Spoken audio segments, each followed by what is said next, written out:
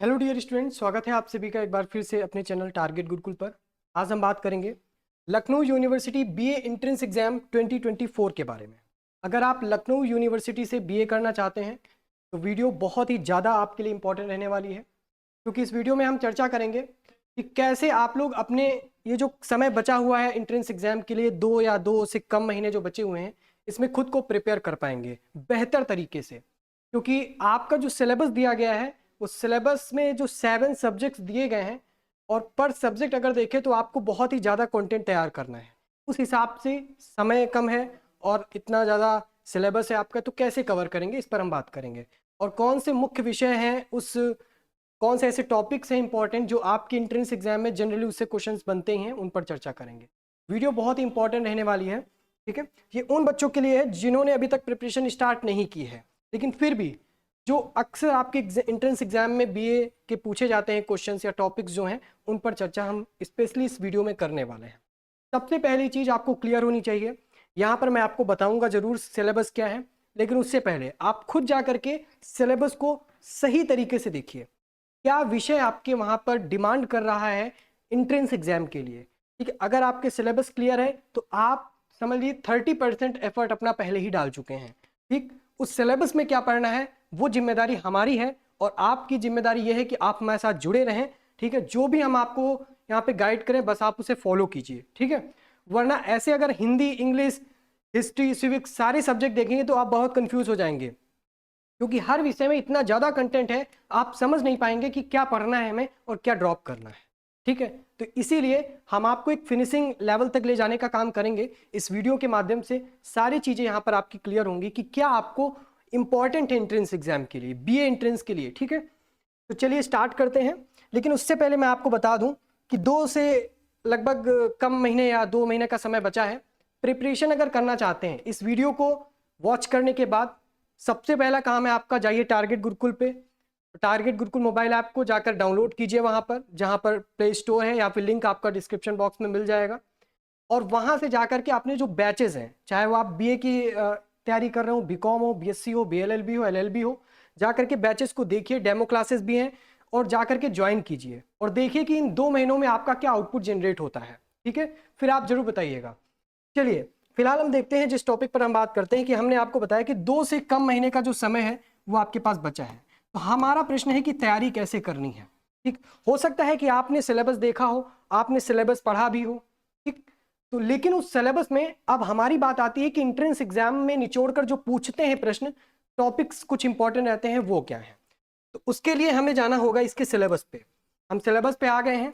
यहाँ पर आप देख सकते हैं कि 7 सब्जेक्ट्स आपके टोटल यहाँ पर दिए हुए हैं, जो कि एंट्रेंस एग्जाम में आपसे पूछेगा कि ये आपका सिलेबस है। अब हिंदी की अगर हम नजर दौड़ाएं, ठीक है, तो हिंदी में तो बहुत कुछ आएगा, इसी प्रकार इंग्लिश में भी बहुत कुछ आएगा, सिविक्स में भी कहीं से भी पूछ सकता है, ठीक है। हिस्ट्री में भी आपको लगता है कहीं से भी, इकोनॉमिक्स तो बहुत ही वास्ट सब्जेक्ट है, ज्योग्राफी भी ऐसा ही है, और साइकोलॉजी एक ऐसा विषय दे दिया है जो कि 90% स्टूडेंट्स ने पढ़ा ही नहीं है, जो जानते ही नहीं है साइकोलॉजी के बारे में, या इसके विषय में उन्होंने कभी पढ़ा नहीं है, नाम सुना है बट पढ़ा नहीं है, ठीक। तो इससे कैसे निजात पानी है, ठीक है, एंट्रेंस एग्जाम में। और इसको लेकर के क्या हमें एफर्ट डालने चाहिए उतने जितने अदर सब्जेक्ट में डालने चाहिए, सब पर हम पॉइंट टू पॉइंट बात करेंगे, ठीक। सबसे पहली चीज यहां पर आपको समझने की आवश्यकता है कि जो भी आपका सिलेबस दिया गया है, पहली चीज तो सिलेबस देखिए क्या है। भले ही यहां पर लिखा हुआ है, लेकिन फिर भी जाकर के आप सिलेबस की वीडियो देखिए, जहां सर्च करिएगा Lucknow university B entrance exam syllabus 2024 by target Gurukul, जाकर के आप उसे वॉच कीजिए, तब आप यहां पर इसे देखिए, ठीक है। अब हम बात करते हैं कि सिलेबस तो दिया हुआ है, ठीक है। हम इसी सिलेबस को अगर हम एक हल्के नजरिए से देखें तो क्लास 8 से लेकर के 10 तक भी पढ़ते हैं, 10 से लेकर के 12 तक भी पढ़ते हैं, और ग्रेजुएशन से लेकर के पोस्ट ग्रेजुएशन तक, और पोस्ट ग्रेजुएशन के बाद भी एक ऐसा स्पेसिफिक सब्जेक्ट होता है जो आगे चलता है। तो ऐसे तो उस सब्जेक्ट का एरिया तो बहुत वास्ट है, लेकिन हमें किस लेवल तक पढ़ना है ये बात हम कैसे जानेंगे। अगर आप सिलेबस ऑफिशियली सिलेबस पे मेंशन करेंगे, देखेंगे तो वहां पर साफ साफ मेंशन किया गया है कि जो आपका लेवल होगा वो होगा 10+2 का। अब आपको कंफ्यूजन हो जाएगी 10+2 का मतलब क्या होता है। 10+2 का मतलब होता है कि आपका 10th, 11th और 12th। लेकिन यहां पर मैं आपको एक चीज क्लियर करना चाहता हूं, आपने हाई स्कूल में, फर्स्ट ईयर में और इंटरमीडिएट में जो पढ़ा है उसमें से किसका वेटेज ज्यादा रहेगा, कहां से क्वेश्चंस आपके ज्यादा आएंगे। तो यहां पर ध्यान दीजिएगा, यहां पर आपका 80% जो है वो 12th की, जो भी आपने 12th में पढ़ा है उससे आएगा, ठीक है, जनरली। बाकी की कुछ ऐसे क्वेश्चन बन सकते हैं जो 10th और हाई स्कूल में आपने पढ़े हो, 11th और आपने हाई स्कूल में पढ़े होंगे, ठीक है। लेकिन 12th की जितने भी आपके यहाँ पर विषय हैं उनको जो सिलेबस में मेंशन उनको अच्छे से पढ़िएगा, 12th लेवल का, ठीक है। अब एक चीज और, अगर हम आप एफोर्ड नहीं कर पा रहे हैं यहाँ पर जो बैचेस हैं, ठीक है, आप चाहते हैं कि आप सेल्फ स्टडी करके पढ़ें, आप लोगों के बहुत कमेंट है कि कौन सी बुक कौन सी इंपॉर्टेंट हो सकती है। देखिए, हम मार्केट बेस पे बात नहीं करेंगे, क्योंकि मार्केट बेस पे आएंगे, आप इंट्रेंस एग्जाम देने जाएंगे तो आप अपना सपना छोड़ ही दीजिए। बुक इतनी वाहियात छपी होती हैं जहां पर आपको एंट्रेंस एग्जाम क्लियर होने की कोई चांसेस ही नहीं है, ठीक है। वही बुक आपको जाकर के मार्केट में लगभग मिलेगी 400-500 की, ठीक है, और उसी अफोर्डेबल प्राइस में हम लोग आपको यहाँ पे कोर्स प्रोवाइड कराते हैं। तो इस चीज को थोड़ा सा दिमाग में रख करके आप डिसीजन लीजिएगा कि आपको ऑथेंटिक कंटेंट पे आना है या फिर आपका जो सपना है वो चूर होने के कगार पे है, आप उसे उसके लिए सेलेक्ट करना चाहते हैं। जो भी आप यहाँ पर आपको सही लगे आपको अपने हिसाब से यहाँ पे सिलेक्ट करना है, ठीक है। आपको डेमो क्लासेस में मिल जाएंगी, जाकर के कोर्स में जरूर देखिएगा। फिलहाल हम आते हैं टॉपिक पे, और अगर हम सजेस्ट करें कि बुक्स फिर भी हम सजेस्ट करना चाहते हैं तो एक बुक जो कि है आपकी एनसीईआरटी, एनसीईआरटी को आप पढ़ लीजिए, ठीक है, एनसीईआरटी को। लेकिन एनसीईआरटी को पढ़ना कैसे, हम लोग का भी जो कोर्स का स्ट्रक्चर है वो सॉरी, जो भी हम लोग का कोर्स का स्ट्रक्चर है वो आपका एनसीईआरटी बेस्ड ही है, ठीक है।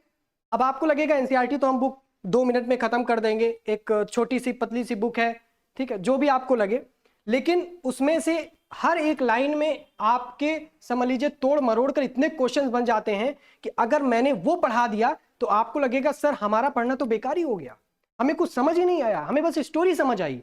उससे क्वेश्चंस कैसे बनते हैं यहां पर जो हमारे टीचर्स हैं वो आपको बताएंगे, ठीक है। तो आपको बस आम से मतलब है, गुठली से मतलब नहीं है। अगर आपको केवल एक पका हुआ आम दे दिया जाएगा आप कंफ्यूज होंगे, और वहां पर एक जो समस्या आएगी वो आएगी टाइम वेस्ट की। टाइम वेस्ट से अच्छा है कि आपको जो यहाँ पर आम मिल रहा है उसको आप ग्रहण कीजिए और बाकी गुठली फेंक दीजिए, ठीक है। फिलहाल ये एनसीईआरटी बुक आपके लिए हम रिकमेंड कर सकते हैं, आप इसे पढ़ सकते हैं अगर आप सेल्फ स्टडी करना चाहते हैं, अदरवाइज आप बैचेस ज्वाइन कर लीजिए, वो ज़्यादा आपके लिए बेहतर होगा, ठीक है। अब हम बात करते हैं कि सर एनसीईआरटी बुक तो आ गई, ये भी पता चल गया कि 12th लेवल का रहेगा, लेकिन 12th लेवल में भी अगर हम देखें तो एक सब्जेक्ट में काफ़ी ज़्यादा कंटेंट होता है, तो उसमें से कौन सी चीज़ें इंपॉर्टेंट है, ठीक है। एंट्रेंस एग्जाम के लिए कोई हमें एसएससी यूपीएससी का एग्जाम नहीं क्लियर करना है। सबसे पहला सब्जेक्ट, हम सब्जेक्ट वाइज बात करेंगे, हिंदी। आपका हिंदी में देखिए 2 चीजें होती हैं, एक आपका साहित्य होता है, एक आपका व्याकरण होता है। अगर हम हिंदी में बात करें तो हिंदी में आपका टोटल 10 क्वेश्चन बनता है, ठीक है, 10 क्वेश्चन बनता है, और हिंदी में 2 विषयों से ही आपका पूछता है, वो है आपका साहित्य, दूसरा है आपका व्याकरण। अब यहां पर जो साहित्य का वेटेज है वो ज्यादा रहता है, ठीक है। साहित्य के जो क्वेश्चन आपसे पूछ सकता है वो 6 से 8 क्वेश्चन आपके बनते हैं, ठीक है। 4 से अगर देखें 4 से यहाँ पर 5 क्वेश्चन आपके व्याकरण के बनते हैं, ठीक है, कम से कम 4, ज्यादा से ज्यादा 5।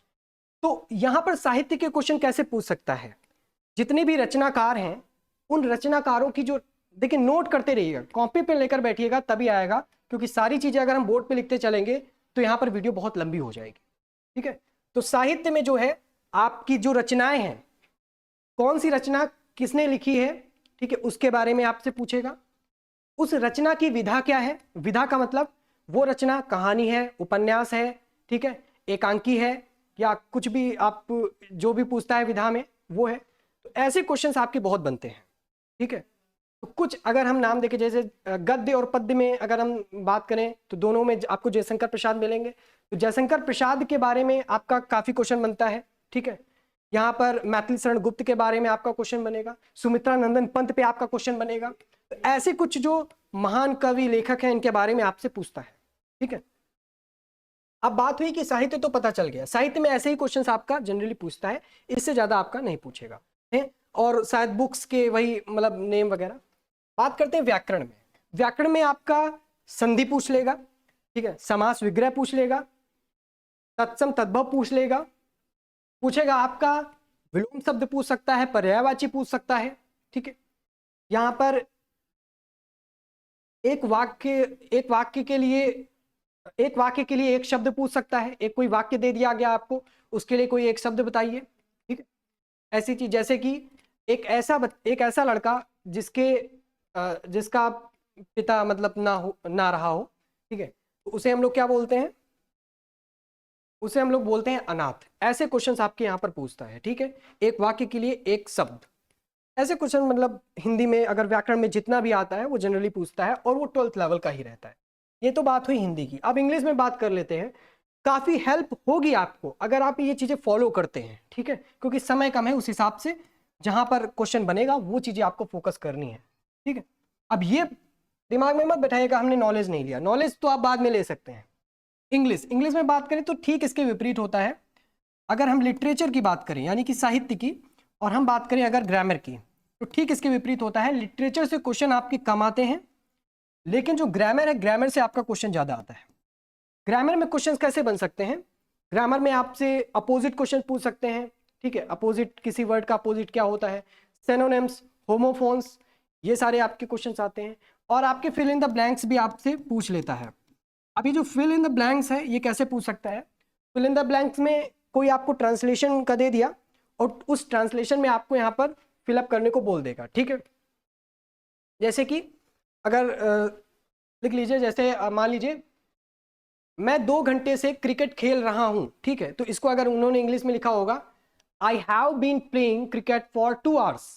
ठीक है, मैं 2 घंटे से, तो हो सकता है उसमें हैव का आप हैव छोड़ दिया हो। ठीक है, और ऑप्शन दिया हो कि यहाँ पे हैव होगा, इज होगा, आर होगा, एम होगा, क्या होगा, हैड होगा, ऐसे ऑप्शन। तो जो सही होगा वो आप यहाँ पे फिल कर देंगे। ठीक है, तो ऐसे अगर जनरली देखा जाए तो present perfect continuous, present perfect tense, ठीक है, इंट्रोगेटिव सेंटेंसेस, ठीक है, कंपाउंड सेंटेंसेस, ऐसे क्वेश्चंस आपके बनते हैं। ठीक है, तो इंट्रोगेटिव सेंटेंसेस पे भी आपके क्वेश्चन पूछ सकता है, निगेटिव सेंटेंस पे पूछ सकता है। वो आपका क्वेश्चन पे डिपेंड करता है कि कैसे फिल इन द ब्लैंक्स में पूछता है। तो एक जो पैटर्न पता चल रहा है ना, वो आपको क्लियर करेगा। इस तरह से के क्वेश्चन होते हैं तो उन पे आप प्रैक्टिस कर सकते हो। ठीक है, ये सारी चीजें प्रैक्टिस वाली हैं। अब बात करते हैं लिटरेचर। लिटरेचर में देखिए, जो भी आपने पढ़ा हुआ होता है 12th की बुक्स में, जो फेमस आपके यहाँ पर राइटर्स हैं, पोइट्स हैं, उनके बारे में पूछता है। यहाँ पर जनरली एक क्वेश्चन बनता है, एक है, उनके बारे में मैं बता देता हूँ, सभी लोग ने नाम सुना होगा, वो है आपके शेक्सपियर। शेक्सपियर के बारे में आप बहुत अच्छे से यहाँ पर पढ़ लीजिएगा, क्योंकि इन पर क्वेश्चन आपका बनता ही है। इनके पूरे जीवन परिचय में आपका क्वेश्चन कहीं से भी बन सकता है। ठीक है, और इनकी जो भी इन्होंने बुक्स लिखी हैं, या फिर जो भी इन्होंने मतलब अपनी पोएट्री लिखी है, उनके बारे में आपका यहाँ पर क्वेश्चन बन सकता है। तो ये आपके लिए बहुत ही इंपॉर्टेंट, बहुत ही टर्निंग पॉइंट रहने वाला है, इसको जरूर पढ़ लीजिएगा। ये तो हमने बात की 2 विषयों की, ठीक है, जो कि आपके हैं हिंदी और इंग्लिश। ठीक, अब हम बढ़ते हैं आगे और देखते हैं अगला। ये आई होप कि आपने देख लिया होगा, नोट भी कर लिया होगा। वीडियो भले ही थोड़ी लंबी हो जाए, लेकिन आपका जो एक फाइनल डाउट है वो आपका क्लियर हो जाएगा कि तैयारी कैसे करनी है। ठीक है, अब बात करते हैं सिविक्स की। सिविक्स के लिए यहाँ पर मैं आपको सजेस्ट करूंगा क्लास 12th की एनसीईआरटी। एनसीईआरटी तो मैंने बताई ही है, लेकिन जो क्लास 12th की एनसीईआरटी है आप उसे जरूर पढ़िएगा। अगर आप इसे पढ़ लेंगे ना, क्लास 12th में 2 बुक्स चलती हैं एनसीईआरटी की। ठीक है, एक कॉन्टेम्प्रेरी वर्ड करके है, और एक आपका स्वतंत्र भारत में राजनीति या इंडिपेंडेंट आपकी इंडिया के बारे में बात होती है। ये 2 बुक्स आप बहुत ही थॉरली पढ़ लीजिएगा। ठीक है, इसमें से भी अगर हम देखें, जैसे कि जो आपका यूनाइटेड नेशंस हुआ, जितने भी अंतर्राष्ट्रीय संस्थाएं हैं, उनकी स्थापना कब हुई, उनका मुख्यालय कहाँ है। ठीक है, ये चीज़ें आपको ज़्यादा पूछता है क्वेश्चन में। कोल्ड वॉर जो पहला चैप्टर है, उससे आपका क्वेश्चन काफ़ी ज़्यादा बन सकता है। काफ़ी ज़्यादा का मतलब है 2 से 3 क्वेश्चन आपका वहीं से उठा सकता है, क्योंकि वो चैप्टर अगर देखें तो सोवियत संघ के विघटन तक आता है, जिसे आप डिसोल्यूशन ऑफ सोवियत यूनियन कहते हैं। वो कोल्ड वॉर एक प्रकार से दोनों मिक्स चैप्टर हैं, अलग अलग किए गए हैं भले, तो वहाँ से क्वेश्चन आपका बनता है। ठीक है, ऐसे क्वेश्चंस हैं। तो कौन सी घटना कब घटित हुई, ये सारी चीज़ें, और ये 2 बुक्स अगर आपने पढ़ ली ना, तो सिविक्स आपका समझ लीजिए कंप्लीट हो जाए। ठीक है, अब हम बात करते हैं और बात करते हैं कि अगर इंडियन कॉन्स्टिट्यूशन से क्वेश्चन बनता है तो कहाँ से बनेगा। मैं आपको सजेस्ट करूंगा, ज़्यादा तो कुछ नहीं, बस आप लोग दो तीन चीज़ें यहाँ पर पढ़ लीजिएगा इंडियन कॉन्स्टिट्यूशन में। पहला है आपका फंडामेंटल राइट्स और दूसरा है आपका डायरेक्टिव प्रिंसिपल्स, ठीक है, जो कि बहुत ही बेसिक्स हैं, आप इनके बारे में अच्छे से नॉलेज होना चाहिए, ठीक है। और जो हम लोग के मौलिक कर्तव्य हैं, फंडामेंटल ड्यूटीज़ हैं, उनके बारे में आप देख लीजिएगा, ठीक है। ये तीन चीज़ें ऐसी हैं जहाँ से आपका जो आपका इंडियन कॉन्स्टिट्यूशन है वहाँ से क्वेश्चन बन सकता है। वैसे ज़्यादा से ज़्यादातर आपका क्वेश्चन 12th की एनसीईआरटी से ही बनेगा, ये चीज़ आपको ध्यान में रखनी है, ठीक है। हो सकता है प्रधानमंत्री का चुनाव कौन करता है, राष्ट्रपति का चुनाव कौन करता है, बेसिक चीज़ें, कौन किसका चुनाव करता है, ठीक है, कैसे सेलेक्ट होता है, ये सारी चीज़ें आप देख लीजिएगा, यहाँ से क्वेश्चन आपका बनता है। ये तो बात हुई सिविक्स की, ठीक है। अब हम बढ़ते हैं आगे। अगला जो विषय है वह है आपका हिस्ट्री। हिस्ट्री को बहुत ही आप अच्छे से यहाँ पर करिएगा, क्योंकि हिस्ट्री में बच्चों को कंफ्यूजन रहती है। ये बहुत ही वास्ट आपका एरिया कवर करता है, क्योंकि यहाँ पर आपको एंसेंट हिस्ट्री भी देखने को आएगी, आपको मेडिवल हिस्ट्री भी देखने को मिलेगी और मॉडर्न हिस्ट्री भी यहाँ पर देखने को मिलेगी। यहाँ पर वेटेज क्या रहता है, लगभग आपका वेटेज यहाँ पर अगर देखा जाए बराबर रहता है, लेकिन कुछ अगर वेटेज देखा जाए तो मॉडर्न का ज़्यादा रहता है। मॉडर्न के क्वेश्चंस आपसे ज़्यादा पूछता है। मॉडर्न में आप महात्मा गांधी जी को बिल्कुल ड्रॉप नहीं कर सकते, यहाँ से आपका क्वेश्चन बनता ही बनता है, ठीक है। जितने भी आंदोलन हुए उन आंदोलनों को आप देख सकते हैं, जितने भी मूवमेंट्स हुए वहाँ से आपका क्वेश्चन बनता है, कौन सा मूवमेंट कब हुआ, तो इसका वेटेज थोड़ा ज़्यादा रहता है। इसके बाद आपका आता है मेडिवल। मेडिवल से भी आपके अच्छे खासे क्वेश्चन बनते हैं, ठीक है, जिसमें आप अकबर, शाहजहां, जहांगीर से को अच्छे से कर सकते हैं। लेकिन इस बार जहां तक मेरा ख्याल है यहाँ से क्वेश्चन नहीं आएगा, ठीक है। स्किप मत कीजिएगा, बट पढ़ लीजिएगा, हो सकता है कि क्वेश्चन आपका बन जाए, क्योंकि एनसीईआरटी में अब अगर हम देखते हैं तो ये जो मुगल वाला पूरा पीरियड है ये समाप्त किया जा चुका है, ऐसे इंस्ट्रक्शन जो पहले मिले थे, तो हो सकता है कि यहाँ पर आपका ये ना है, ठीक है। तो ये चीज़ यहाँ पर आप इसे स्किप करना, अगर आपके पास समय नहीं बच रहा है पढ़ने का तो इसे स्किप कर सकते हैं मेडिवल। लेकिन मेडिवल में काफ़ी ऐसे विषय हैं जो आपको पढ़ने हैं, तो मुगल को एक बार थोड़ा सा उस पर विचार कर सकते हैं, ठीक। तो इसके बाद आता है एंसेंट। एंसेंट को आप थोड़ा सा अच्छे से पढ़ लीजिएगा, ठीक है, वैदिक काल से लेकर के थोड़ा सा वैदिक काल को अच्छे से पढ़िएगा, वहाँ से क्वेश्चन आपका बनता है कि कितने वेद होते हैं, ठीक है। ये ऐसे क्वेश्चंस टाइप के ज़्यादा बनते हैं, बहुत ही इजी क्वेश्चंस बनते हैं, ज़्यादा हार्ड आपके क्वेश्चन रहते नहीं, तो ये आपका यहाँ पर, ठीक। तो मिडेवल से इस बार मैं एक्सपेक्ट कर रहा हूँ कि क्वेश्चन नहीं बनेगा ज़्यादा, लेकिन फिर भी कुछ ऐसे विषय हैं मिडेवल में जो मुगल साम्राज्य से इतर हैं, उनको आप जरूर पढ़िएगा, वहाँ से क्वेश्चन आपका बनेगा। मैं ये नहीं कह रहा हूँ कि आपको एकदम हटा ही देना है। चलिए अब हम बढ़ते हैं आगे। एक एक विषय पर हम आपको बताएंगे कि आपको कैसे उसकी तैयारी करनी है, क्या है। कोई डाउट हो आप जरूर कमेंट करके करिएगा, और बिल्कुल देर मत करिए, ठीक है। अभी जो है आप ज्वाइन कीजिए जाके, क्योंकि समय बचा नहीं है। टारगेट गुरुकुल मोबाइल ऐप को जरूर डाउनलोड कीजिए। इसके बाद बात करते हैं इकोनॉमिक्स की।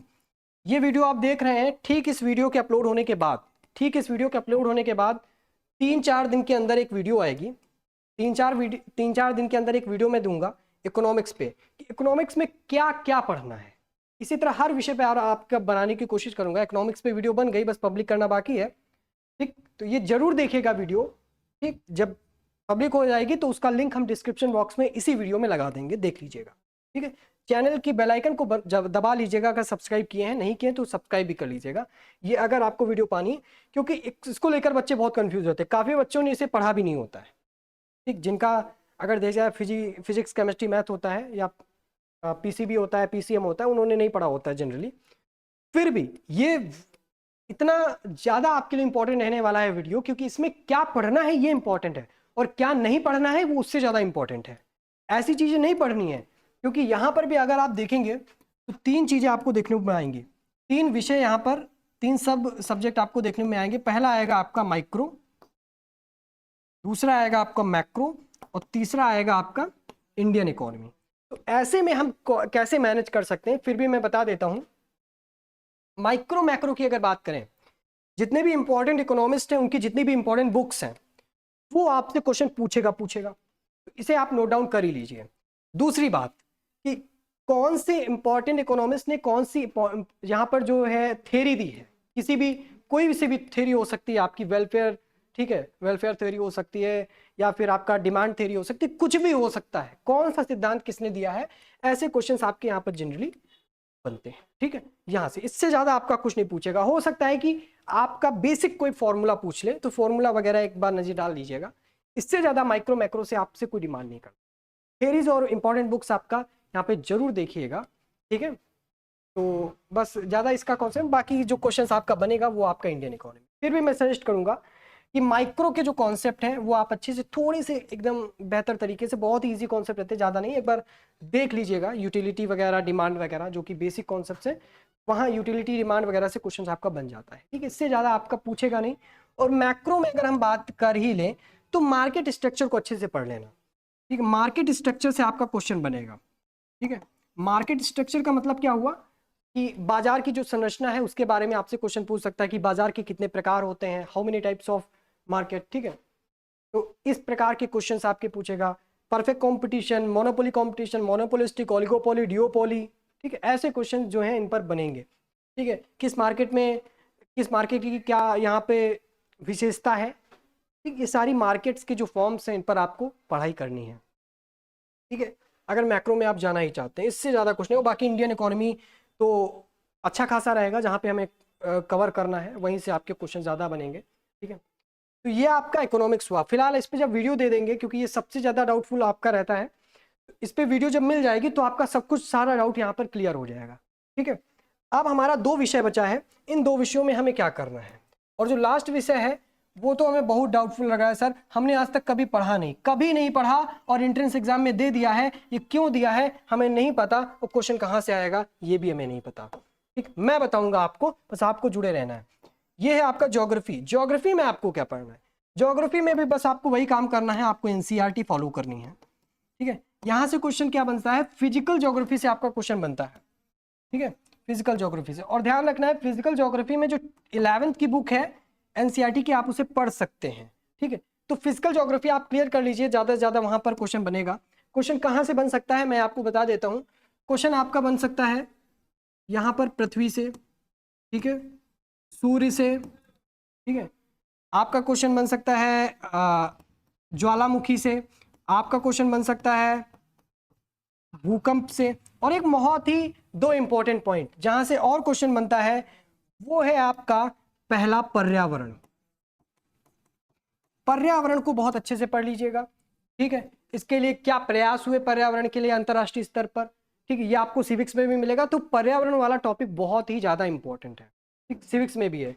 इसके बाद हम आगे बढ़ते हैं, तो एक और टॉपिक जहां से आपका क्वेश्चन बनता ही बनता है, और वो है बच्चों सेंसस। सेंसस मतलब जननांकिकी, जो जनसंख्या पर आधारित होते हैं ना, जनसंख्या पर भी हो सकता है कि जो गणना की जाती है एक प्रकार से, जननांकिकी जो सेंसस होता है उस पर आपके क्वेश्चन बनते हैं। 2011 के सेंसस के अकॉर्डिंगली, 2011 के सेंसस के अकॉर्डिंगली आपको बहुत ही थॉरली यहां पर अध्ययन करना है। क्वेश्चन एक बना ही है, बना ही है, आप ये कंफर्म कर लीजिए, ठीक है।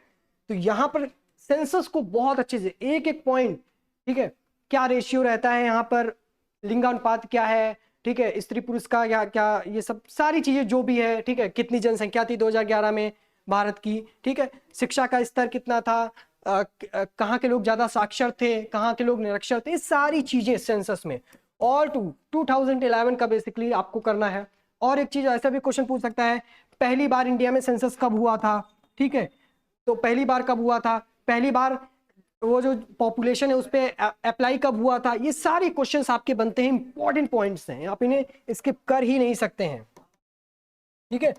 अब हम बढ़ते हैं एक ऐसे टॉपिक की तरफ जो आपका बहुत ही ज्यादा डाउटफुल टॉपिक है, वो है आपका साइकोलॉजी, जिसे आप लोग कहते हैं मनोविज्ञान। तो मनोविज्ञान को आप कैसे पढ़ेंगे, क्योंकि ये आपने विषय पढ़ा नहीं है, आपने इसको कभी पढ़ा नहीं है, और ये विषय आपको ऐसा दे दिया गया है जैसे कहते नहीं है कि आप तो ये समझ लो कि जब खाना खा रहे होते हैं तो आपको रसगुल्ला मिल जाता है, उसी तरह आपको ये रसगुल्ले की तरह रख दिया है। अब आपको ये निपटाना है कैसे भी करके, तो कैसे, क्योंकि आपने कभी पढ़ा नहीं है इस विषय को, तो इसके लिए कुछ नहीं करना है, मैं आपको जो रियलिटी है, जो सच्चाई है वो बताऊंगा, और उसी सच्चाई के हिसाब से आपको ये चीजें फॉलो करनी है। पहली चीज, आपको उतना एफर्ट इस विषय में नहीं लगाना है, कोई आवश्यकता नहीं है जितना आपको इन विषयों में लगाना है। पहली चीज क्लियर हुई। क्यों नहीं लगाना है सर, क्यों नहीं लगाना है? क्योंकि यहां से जो क्वेश्चन आता है वो आता है आपका 2 से 4 क्वेश्चन। आप कहेंगे सर कम से कम 2, ज्यादा से ज्यादा 4, 5, 6 हो भी सकता है, 5 से ज्यादा क्वेश्चन कभी नहीं, ठीक, कभी नहीं। और 3 से 4 क्वेश्चन आपका बना ही है, इससे ज्यादा क्वेश्चन नहीं आया है, ठीक है। हो सकता है कि 5वां आ जाए, लेकिन फिर भी हम कवर कैसे करेंगे, मैं आपको सजेस्ट करूंगा, क्योंकि पॉसिबिलिटीज ज्यादा है कि यहां से क्वेश्चंस आपके कम बनेंगे। तो बस एक काम करना है, आपको एमसीक्यू सॉल्व करने हैं। There is only one thing that you should do, ठीक है। तो तुम्हें केवल एक काम करना है आपको कि ये जो एमसीक्यूज है बस वो आप उन्हें सॉल्व कीजिए। तो इसके लिए क्या करना है, कहां से तैयारी करनी, कहां से एमसीक्यू निकालेंगे, कुछ नहीं समझ आ रहा है, बिल्कुल परेशान ना हो। इसके लिए बस आपको एक काम करना है, टारगेट गुरुकुल मोबाइल ऐप को डाउनलोड कर लेना, वहां पे पीडीएफ हम आपको प्रोवाइड करा देंगे, ठीक है। पीडीएफ हम आपको इस विषय की प्रोवाइड करा देंगे। अगर आपने बैचेस ज्वाइन किए हैं तो आपको मिल जाएगी। फिर भी आपको लगता है सर हम बैच नहीं ज्वाइन कर पा रहे हैं, फिर क्या करें, इस विषय के लिए मत परेशान हो, बिल्कुल मत परेशान हो। फिर भी हम आपके लिए जो क्वेश्चंस रहेंगे 200+ क्वेश्चंस, ठीक है, जहां से कुछ और इसके बाहर नहीं आएगा, आप यकीन मानिए इसके बाहर नहीं आएगा।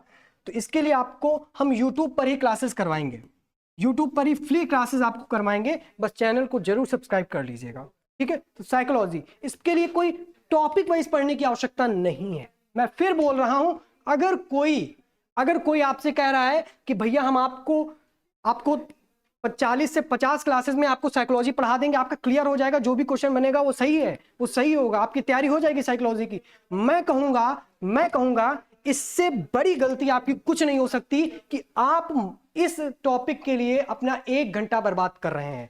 जहां पे पॉसिबिलिटीज है क्वेश्चंस की, आप उसे तैयार कीजिए ना। आप यहां क्यों जा रहे हैं कि ऐसा विषय पढ़ने जा रहे हैं जहां पे आपका टाइम वेस्ट हो, ठीक है। यहां पे आपका क्वेश्चन की गारंटी नहीं है, गारंटी वाली बात है, लेकिन यहां पे क्वेश्चंस की गारंटी है। भैया कभी कभी ऐसा हुआ है कि एक बार तो इसका क्वेश्चन केवल 1 या 2 आया है, आप 1-2 क्वेश्चन के लिए अपने पूरे 2 महीने में 1 घंटे को माइनस कर रहे हो, करोगे काम? बिल्कुल नहीं करोगे। वही काम कर लो। और जब हम एमसीक्यू से सॉल्व कर रहे हैं तो क्या, बहुत बेसिक, एकदम माइंड का जो गेम होता है ना, उस तरह के ऐसे क्वेश्चन पूछता है, आपको लगेगा जैसे कि हम बोले कि एक शिक्षक ऐसे क्वेश्चन पूछ सकता है कि एक शिक्षक क्लास में पढ़ा रहा है, तो जो लड़का क्लास में पढ़ रहा है वो लड़का कैसा हुआ, वो बौद्धिक हुआ, बुद्धू हुआ, या कुछ हुआ, एक एग्जाम्पल दे रहा हूं। तो ऐसे क्वेश्चन, मेधावी हुआ, कुछ भी, ठीक। तो जो पढ़ रहा है वो एक स्टूडेंट हुआ, छात्र हुआ, मेधावी ही होगा। हो सकता है कि उसमें से कुछ एक्सेप्शन हो, अपवाद हो जो ना हो, ठीक है। वो ऐसी कंडीशन रखते हैं, ज्यादा इस पे आप लेकर के कुछ निगेटिवली मतलब ना, मतलब एक बात, एक एग्जांपल दे रहा हूं। तो क्वेश्चन साइकोलॉजी के अगर करने हैं तो इसके बस एमसीक्यू सॉल्व कीजिए, इससे ज्यादा मैं गाइड नहीं करूंगा, सब्जेक्ट नहीं है, टाइम वेस्ट करने की कोई आवश्यकता नहीं है। फिर कह रहा हूं, जो भी पढ़ाया है, जो भी बताया है, नोट कर लेना कॉपी पे। साथ ही साथ टारगेट गुरुकुल मोबाइल ऐप को जरूर डाउनलोड करें। लिंक आपका हम डिस्क्रिप्शन बॉक्स में दे देंगे, ठीक है। लिंक आपको जो है वो डिस्क्रिप्शन बॉक्स में मिल जाएगा, वहां से जाकर के आप टारगेट गुरुकुल मोबाइल ऐप को डाउनलोड कीजिए। कोई भी किसी भी प्रकार का डाउट है आप जा करके कमेंट कीजिए, हम उस डाउट को आपके क्लियर करेंगे, ठीक है। तो फाइनली जो आपके टॉपिक से, और अगर आप तैयारी करना चाहते हैं तो पहले इन विषयों को कवर कीजिएगा, क्योंकि एक विषय हो सकता है चाहे आपका पीसीएम हो, पीसीबी हो, ये विषय आपको पढ़ने ही होते हैं जनरली, तो इसे आप जरूर कवर कीजिएगा, ठीक है। तो वीडियो अच्छी लगी हो तो जरूर लाइक कीजिएगा, नहीं अच्छी लगी कोई बात नहीं, आप अनलाइक कर सकते हैं, क्योंकि आपके पास दोनों ऑप्शन है। बट वीडियो को शेयर करना ना भूलें, और टारगेट गुरुकुल मोबाइल ऐप को डाउनलोड करना ना भूलें। एक बार विजिट कर लें, सिलेबस भी वहां पर अपलोड है, फ्री ऑफ कॉस्ट सिलेबस है। एक बार जाके, कुछ नहीं, मैं आपको सजेस्ट कर रहा हूं, आपको ना पसंद आए कोई बात नहीं, आप मत ज्वाइन कीजिएगा, बट जाकर के डेमो क्लास तो देखिए एक बार, अगर आपको लगे, क्योंकि आपके लाइफ का सवाल है, ठीक है। जो हो, एक बार जाकर के टारगेट गुरुकुल मोबाइल ऐप को डाउनलोड करके विजिट कीजिए, डेमो क्लास को देखिए, अच्छा लगे तो ज्वाइन कीजिए, ना अच्छा लगे कोई बात नहीं, जो हमसे हेल्प हो सकेगी हम आपकी करेंगे। कमेंट बॉक्स में कमेंट करके जरूर बताइएगा, कोई डाउट हो किसी प्रकार का, अगर आपके लिए हेल्पफुल रहा तो हम जरूर उस पर भी एक वीडियो बना देंगे, ठीक है। अगर कॉमन डाउट रहा आप सभी का, तो आज के लिए फिलहाल इतना ही, ठीक है। वीडियो कैसी लगी कमेंट करके भी जरूर बताइएगा। Thank you so much.